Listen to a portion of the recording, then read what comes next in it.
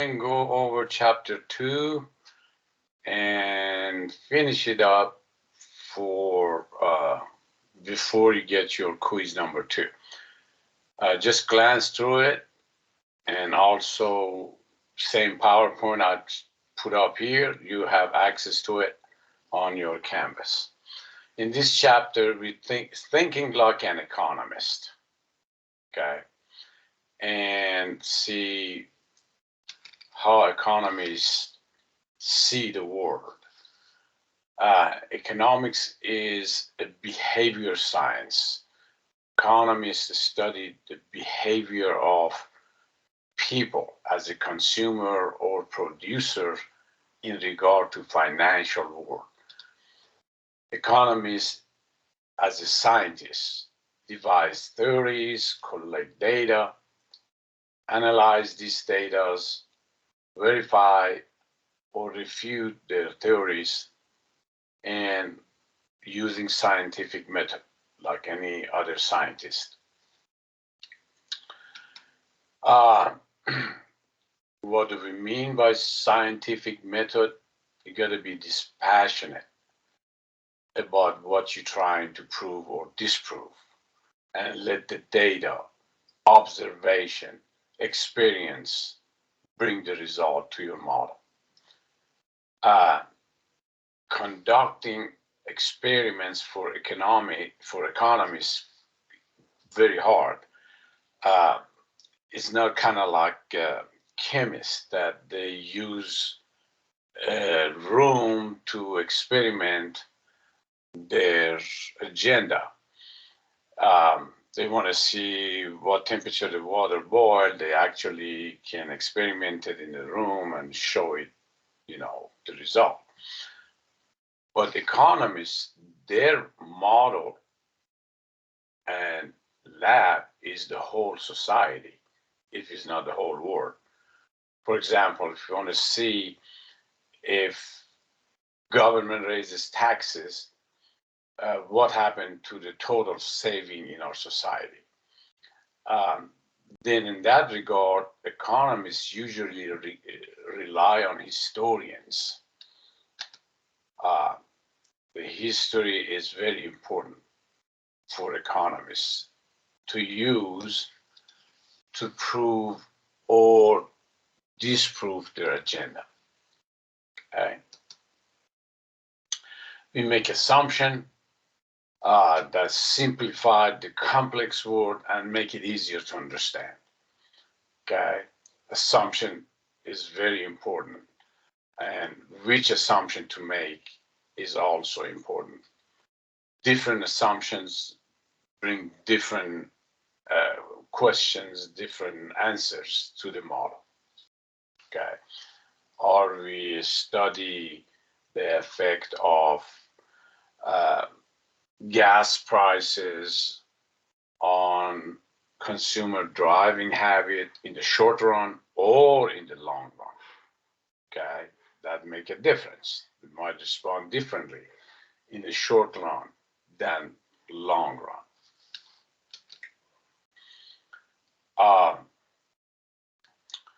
Now in this model, we're going to introduce you to two different models. One is simple circular flow model, and the other one is production possibility frontier model. Okay, let's just go on to it and probably make it easier to demonstrate. The circular flow model, we assume there is two decision makers like buyers and sellers, or we call it firms and households. There are some other words that we can use interchangeably for these two groups. Um, Demander, which is the buyers, suppliers, which is manufacturers, and so on.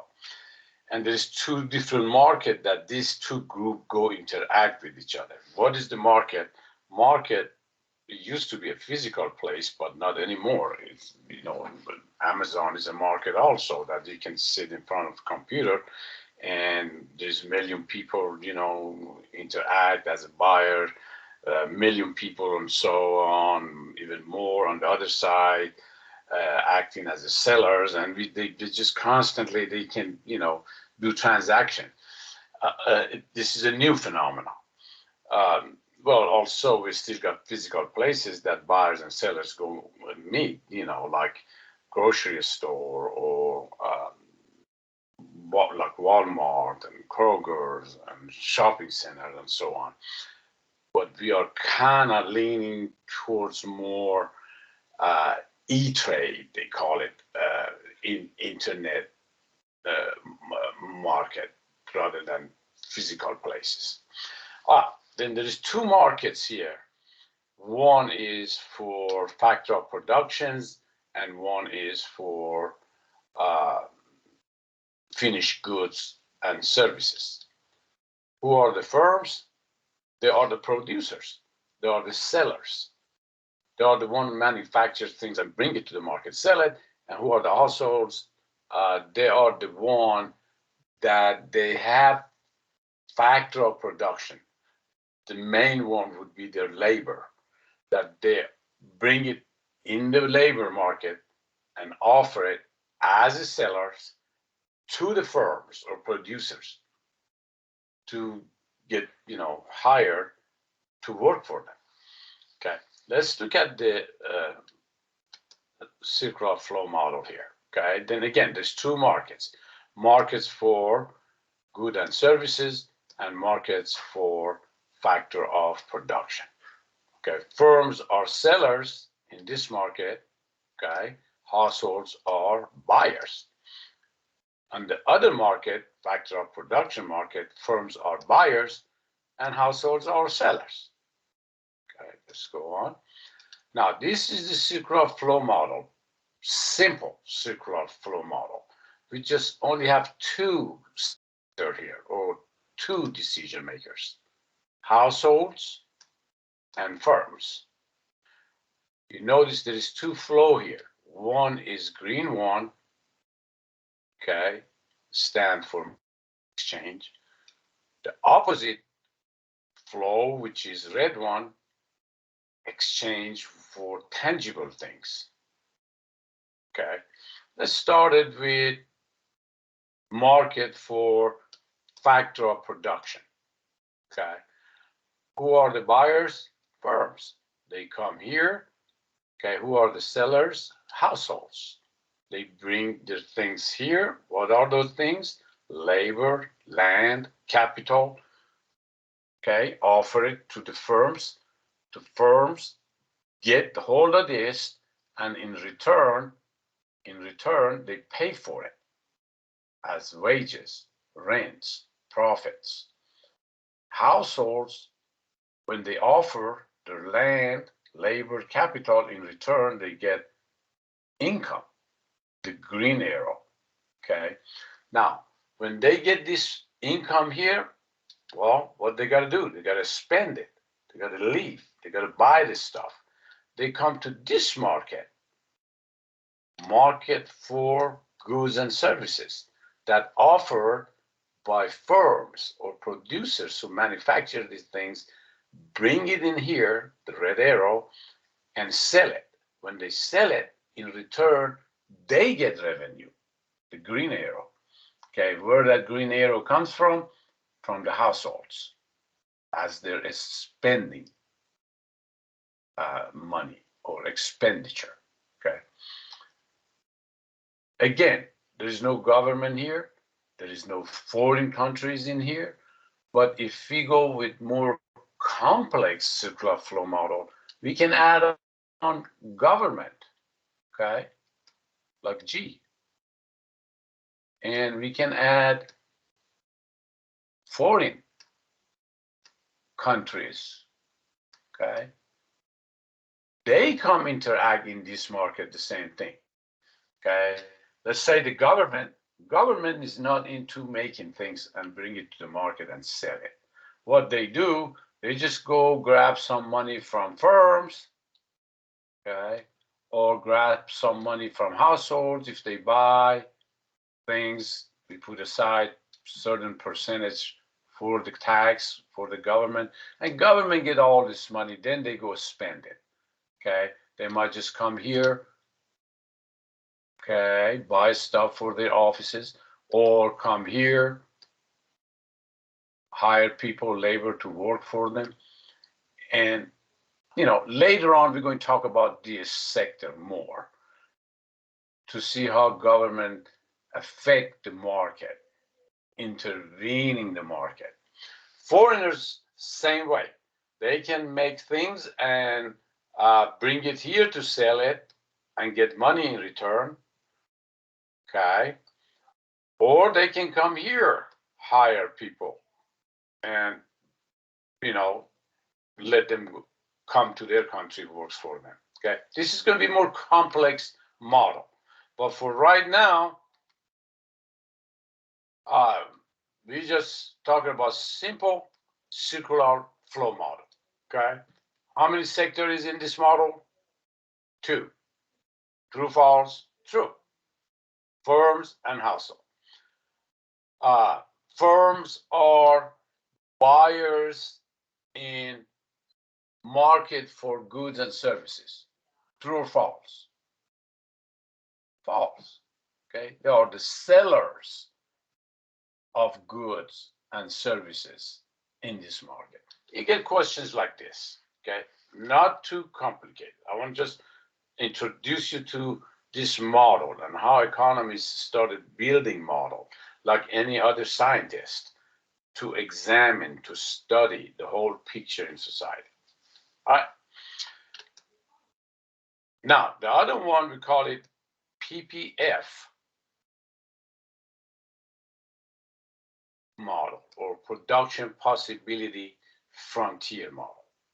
Okay, what do we mean by that? Possibility, production. Okay, is a graph. Is a graph shows two commodities. Okay, let's say here cars. Okay, and computers. Okay, and we show it in these two-dimensional coordinated system. Let's say if society devoted all his resources, labor, land, capital, whatever, to make cars. Let's say we come up with this many cars, whatever it is, and no computer. Let's say if he devote all his resources, labors, capital, land, just to make computer, and we come to this point here, okay? No cars, all computers, all cars, no computers. We got these 2 points that intercept the vertical and horizontal of this coordinated system. Then there's all in between. Let's say this graph is going to be like this, okay? Well, maybe a society wants more cars. You can land in here. Maybe they want more computer. We move along the curve, okay? We come here. We sacrifice more car to get more computer, okay? We give up this many car to get extra this many computers, okay? This is called production possibility frontier graph, which is a graph combination of output that economy can possibly produce given the availability of factor of production and technology. Okay, let's just glance through this here quick.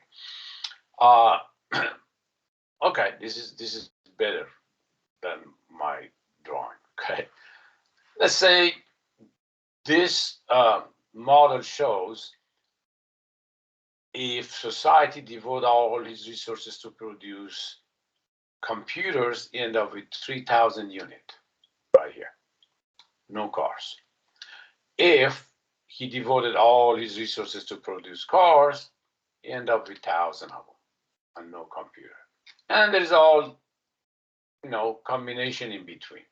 Let's say we are on point A. What it means, if society use all of its resources, we call that efficient point, which means no factor of production is unused. Okay, we got full employment. Anybody looking for a job, they got a job. Buildings all, occupied, working.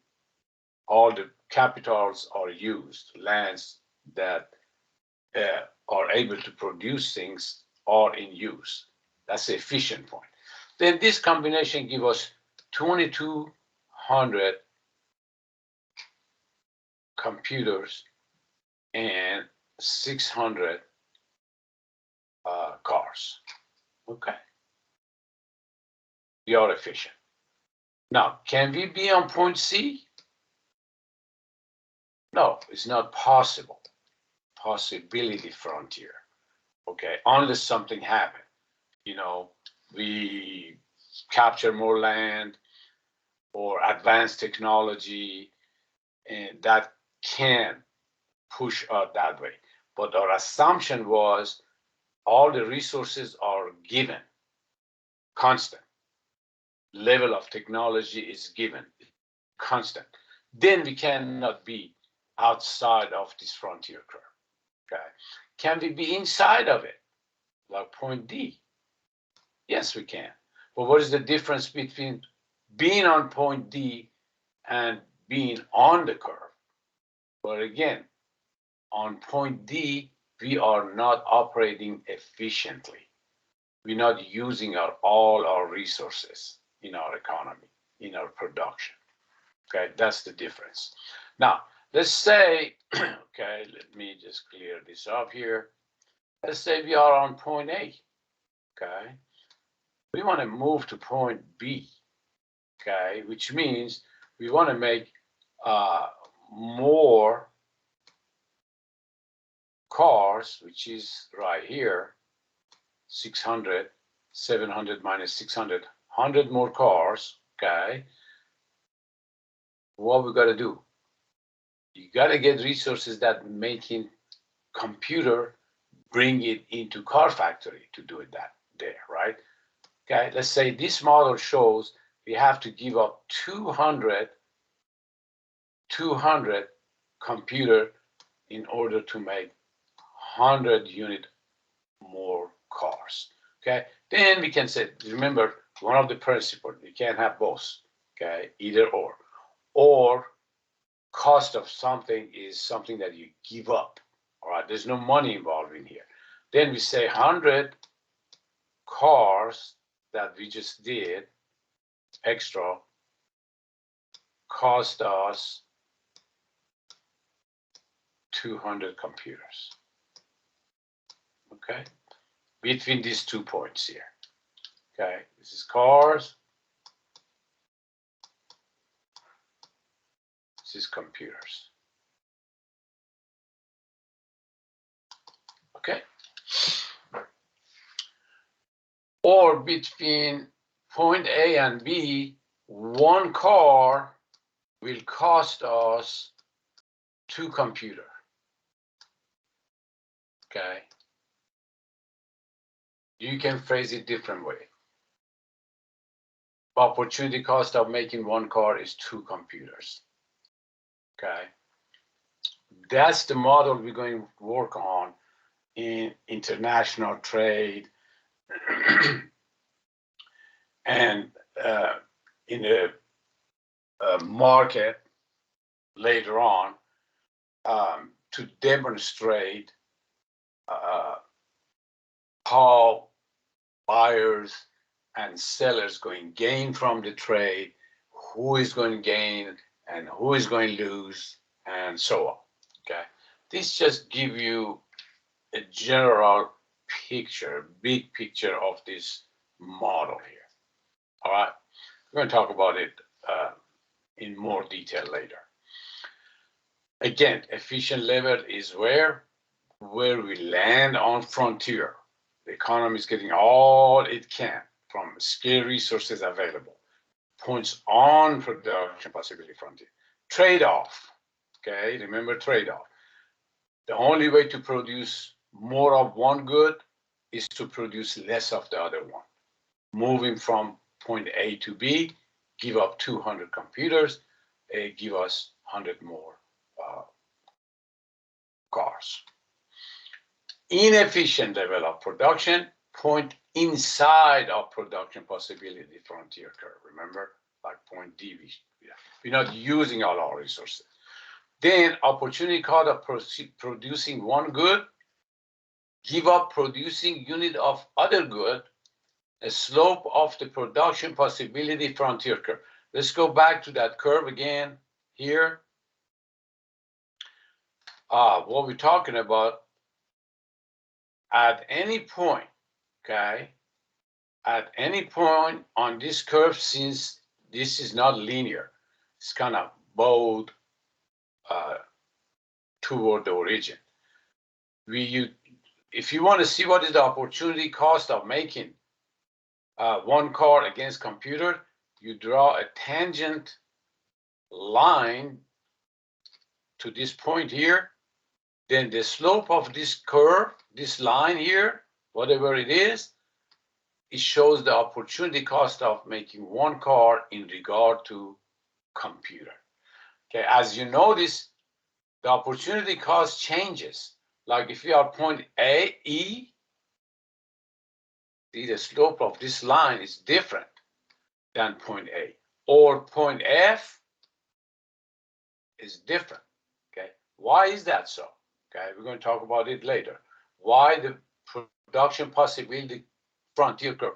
For most items, if we get two industrial items like cars and computer, they are both towards origin. Okay, they're not linear. Okay, some products are linear. Okay, what kind of products are those? Okay, let me just give you an example here. Let's say agricultural goods. Let's say this is corn. Oops. Okay, this is corn and this is lettuce. Okay, the farmer has acres of land and half of it devoted to growing corn, the other half growing lettuce. Okay, well, if you want to make more corn, he just can't move, he just move the stick. He can grow corn on 3/4 of the acre and 1/4 do lettuce. He's not wasting anything. He's using the same thing, watering, land.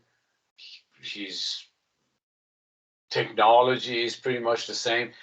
Then at any point, this production possibility frontier curve is going to be linear. Any point on it, it gives you a combination of these two goods. If you want to make more of this corn, well, the opportunity cost of it is going to be the same than being here. Okay, that's something we're going to talk about later. You see the difference between these two curves. Okay, this is not linear, but this is linear. Cars and computer, they not like lettuce and corn, because if you want to bring the engineers from here to make cars, they're not the same. They're not trained the same. Those engineers don't know how to do cars, right? That's why we lose. We lose. That's why the cars getting more expensive. Okay, we got to give up a lot of computer and just to making little extra cars. Okay, that's the point here. Okay, we're going to talk about it later. All right, let's go back to where we were here. Is both outward production possibility frontier, because opportunity cost of a car is highest when the economy is producing many cars and fewer computers, and vice versa. Opportunity cost of a car is lower when the economy is producing few cars and many computers. Okay, because it is resource specialization. Okay, engineers specialize in making cars are different than engineers specialize in making computer. That's why is this curve usually become bold outward. Okay. Technological advances can shift the frontier curve outward. Okay. Economic growth, we call it. They can shift it out. Then we can produce more of those goods. Okay. Let's say here, we're making computer. Okay. Oh, I can't even write straight. Okay. And cars. Okay. Oops. And cars. Okay. Then if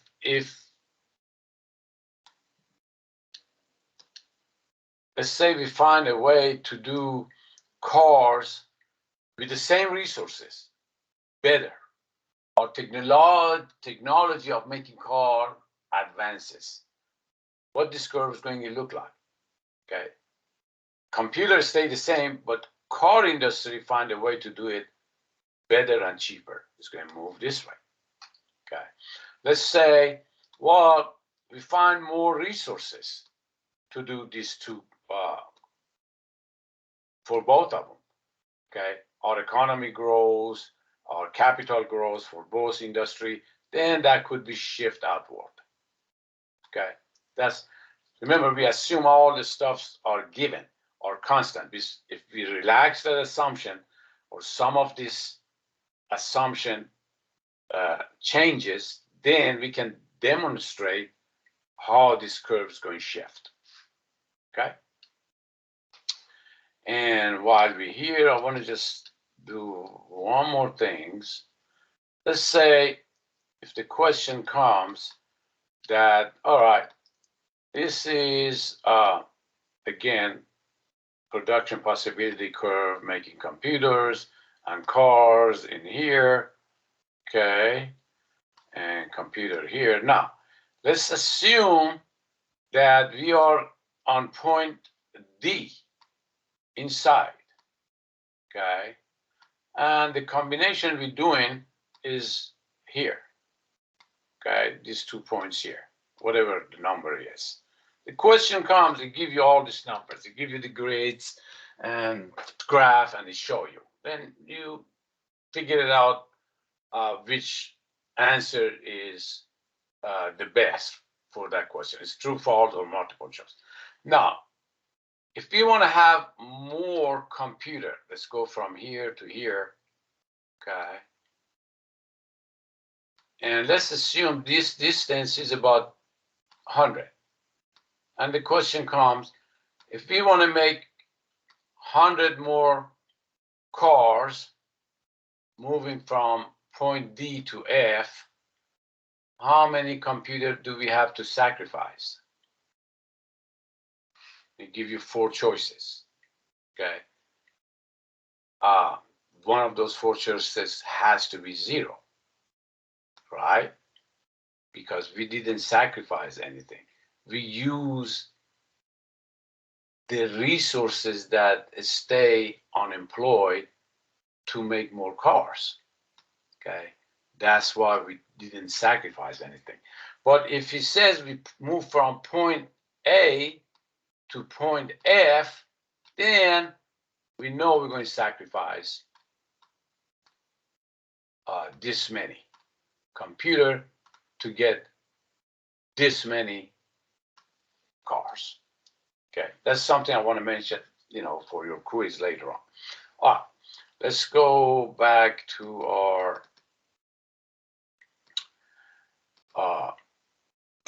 changes the frontier curve. All right, now economists as a scientist, again, we traditionally we divide economy in 2 branches: macroeconomics and macroeconomics. This course dealing with macroeconomics, the study of household and firms make a decision. Okay, how they interact in the market. Then we're going to talk about cost function, production function for the firms, and we're going to talk about household decision makings, their preferences and all that, utility function and so on. We're not going to be using a lot of math, but usually demo it in verbally and graphically and equationally, but the math part of it is not that heavy. Okay. Macroeconomics, on the other hand, is study of economy-wide phenomena, including inflation, unemployment, and growth, and economic growth, and so on. All right. All right. Well, just glance through that. That was the part that I was going to emphasize. It was a little bit more technical, using mathematic, graph, equation, and introduce you to those two models that we're going to see later on in more details. The rest of these slides is kind of glance through them. Is pretty straightforward. Economists in Washington, there are Council of Economic Advisors, they stay in touch with the president daily basis. They give him annual report, quarterly report, and discuss recent developments in the economy. Where is the unemployment stand, or right now with COVID, we're experiencing inflation and so on.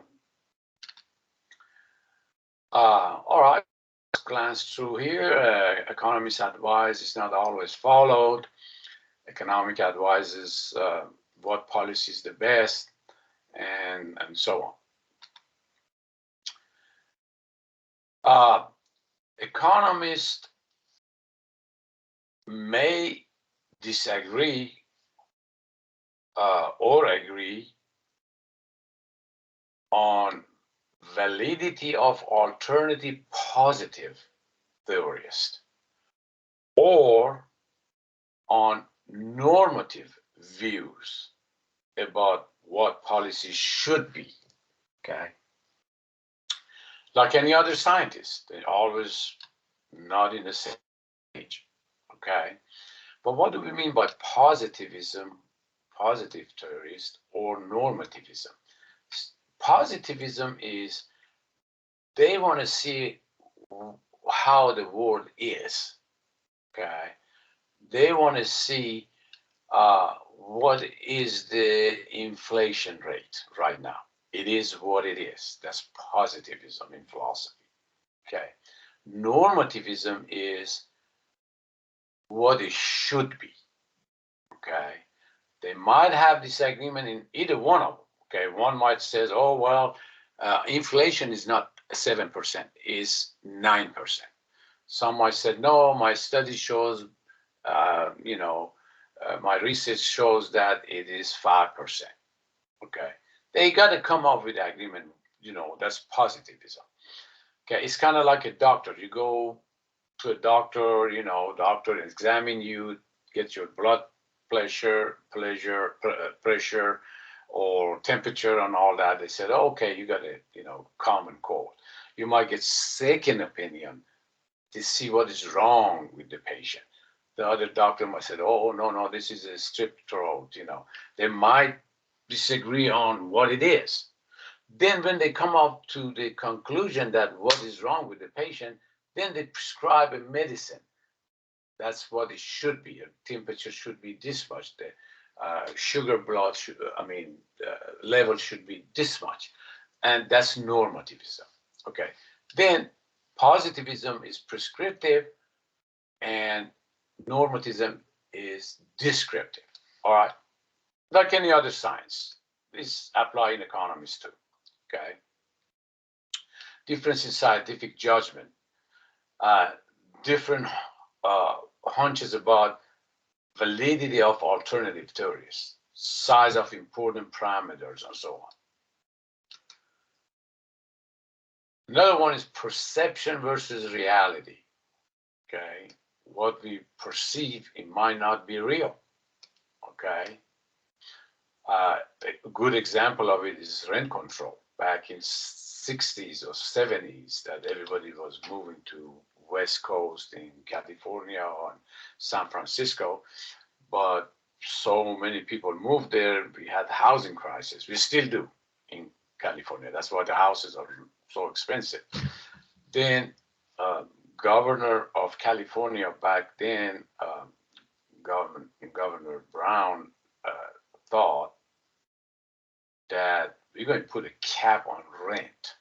We're not going to have the landlord charge more than $1,000 per one-bedroom apartment.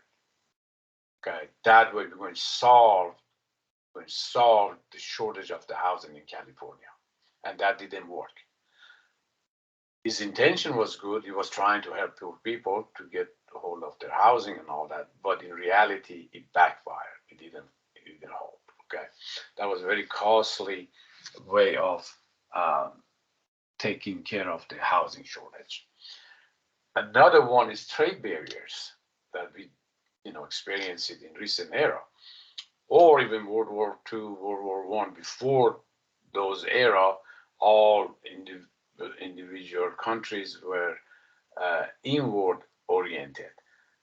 They did not have that much contact with outside the border, from buying and selling from the other nations, right? And we find out that free trade makes both parties better off, and we're going to talk about it in coming chapters.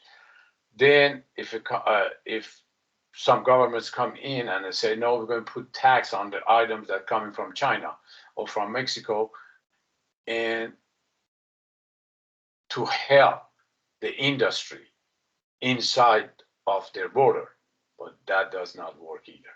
Okay, the perception is that it's going to help, but in reality, it's going to backfire. All right, these are two things that we're going to talk about it later. All right, this is all about chapter 2, and this is the appendix here that kind of give you brief explanation of what we're going to use mathematically in this course.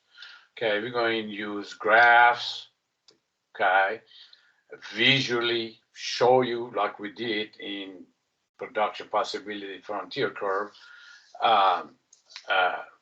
that what to mean by our model.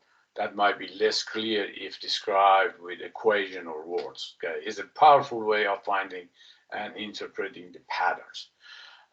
Graphs of a single variable, we call it pie chart, bar graph, time series, and there is some demo of these graphs right here in this slide. This is the pie, okay? Let's say the whole pie of United States, all the stuff it made, worth of $20 trillion or so. And, the big part of it is going to be compensation of employees. 62% goes to, as a wages and salaries and so on. Corporate profit, 13%. Proprietors' income would be 8%. Interest would be less. This is a pie, and bar chart here kind of like say we want to compare cost of living between countries. Okay, this blue one is here is US. Per person, they have access to almost $60,000 per person. This is the actual number for 2017. Then next would be let's like India at the end. See how poor they are. What we measure? We just measure the quantity. How much material the individual in this society have access to. That's what we, calculate the standard of living that we're going to talk about it later. And this one here is a time series. We put time here. Let's say we put productivity here, and we see throughout the time our productivity growing. What is productivity? Is things, goods, services produced per unit of the labor, which means our laborers are getting more productive. And what makes laborers more productive? Okay, we're going to talk about it. More education.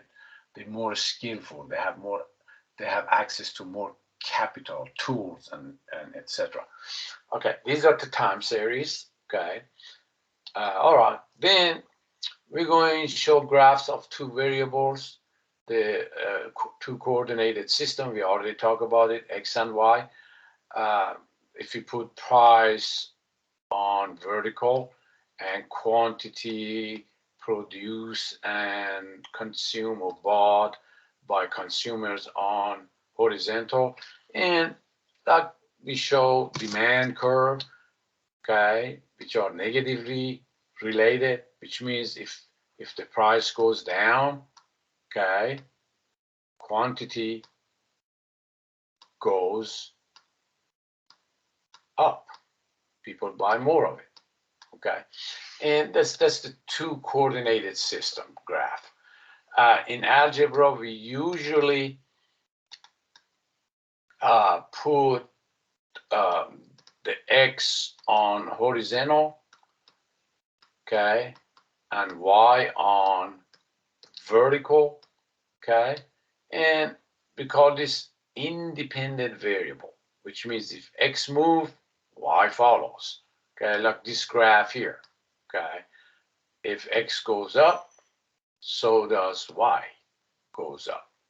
If the graph is negatively sloped, if y goes up, x goes up, y goes down. Okay, they negatively slope. And we know a slope from middle school. Rise over run, right? And we're going to talk about those without using a lot of math here, just enough to express our agenda. Let's go here. Again, this is a time series here. For those of you have statistic, they usually use regression line, they call it.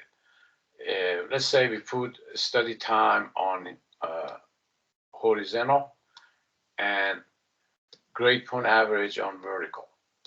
And we saw, the students that spend 5 hours to study for final or, a week for the course, they come up with 2.5, we get, sample. These are the sample, okay.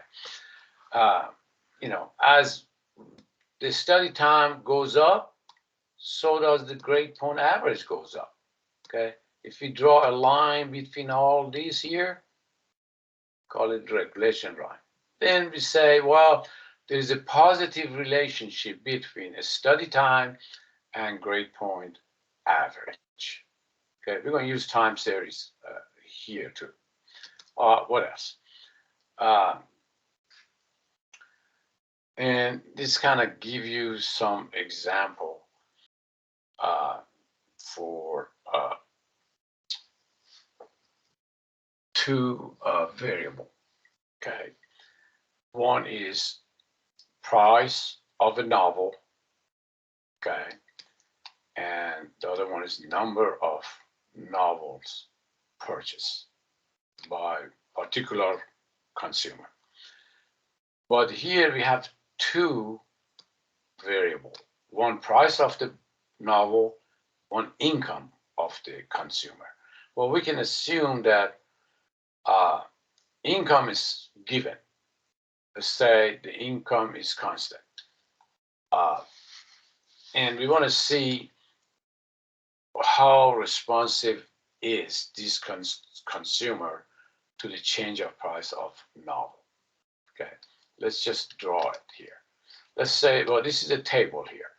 Okay, let's say, and that's, her habit here. If price of, well, let's assume that Emma makes $30,000 a year. Okay, then these two variable, one is price and one is the quantity of the books she buys. Okay, if the price is $10 on average, she's a reader.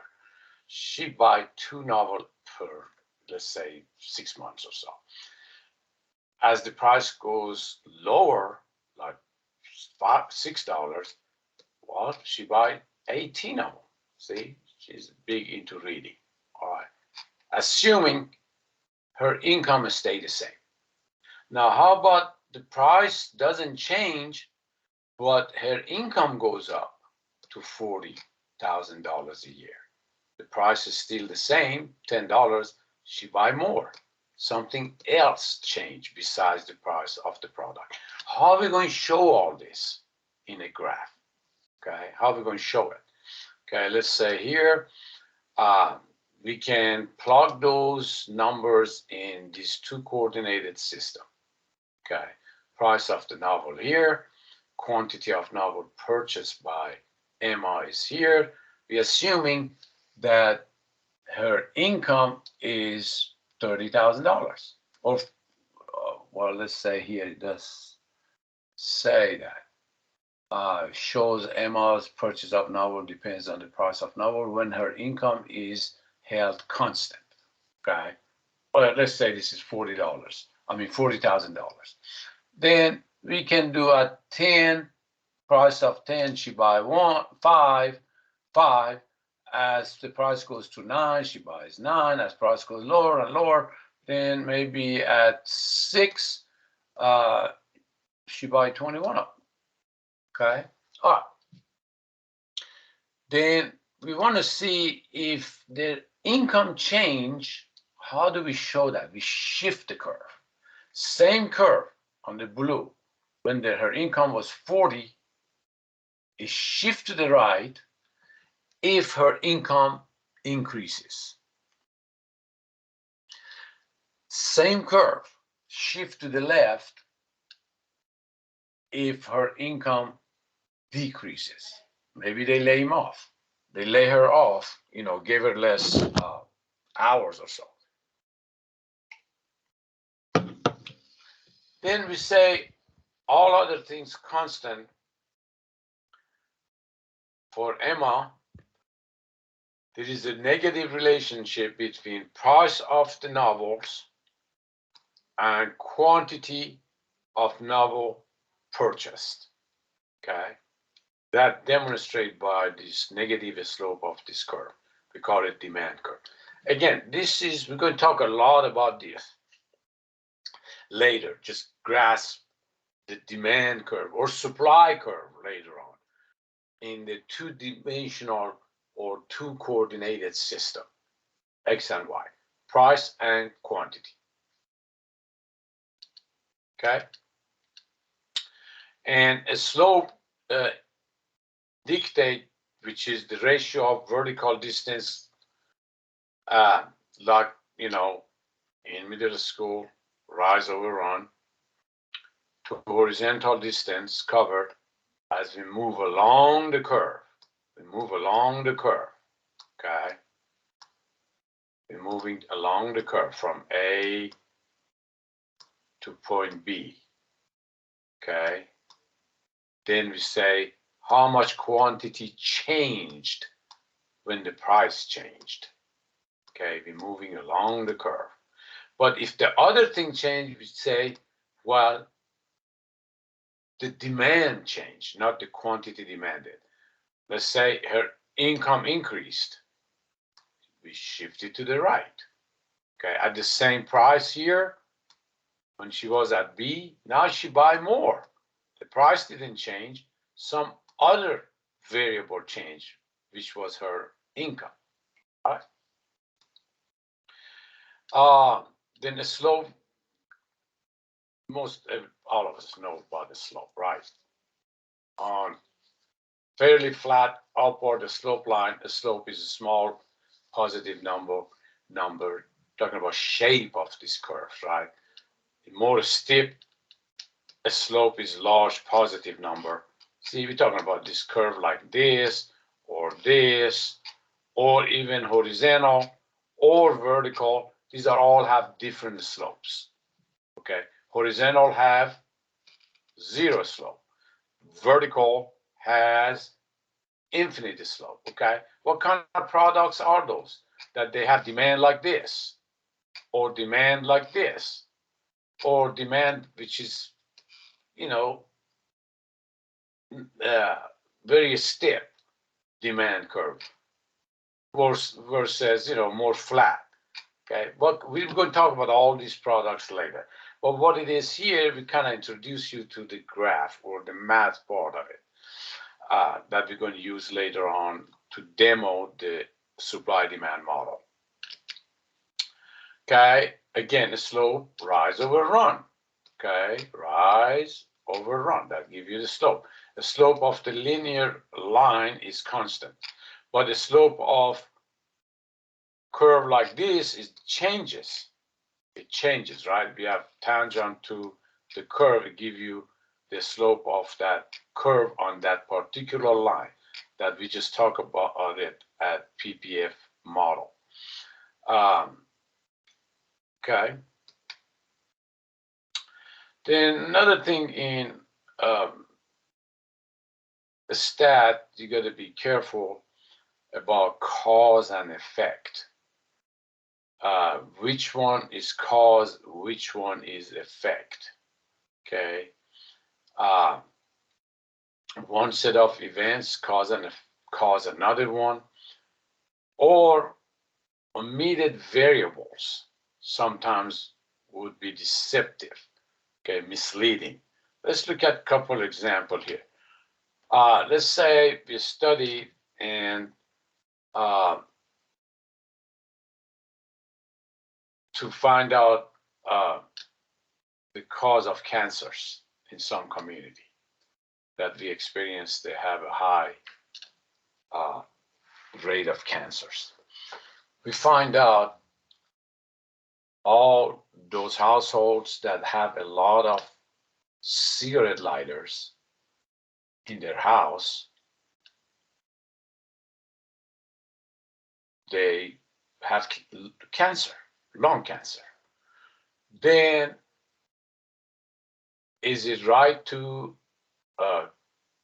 conclude that number of cigarette lighter causes cancer? What is missing here?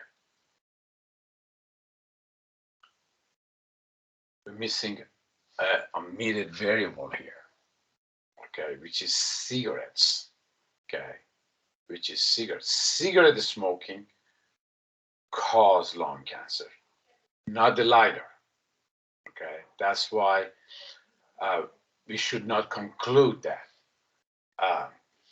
ownership of cigarette lighters causes cancer, because the graph does not take into account the number of cigarettes that is smoked in these houses. Okay, that's omitted variable. Okay, missing here. And another one, let's say we study and we notice in communities that the violence, crime are high, they have a higher number of police officers in their community. Then cause and effect. Then we might say, okay, well, that number of officers, increase in number of officers is going to cause the violent crimes goes up. Okay. What is missing here? Reverse causality. It's the other way around. When the violent crimes is higher, then they hire more police officers in their community. Okay. And the graph does not tell us about that, right? Okay. All right. I guess that's about it for this chapter 1. Glance through it, and it's going to get better as we go, and I'm going to upload it for you.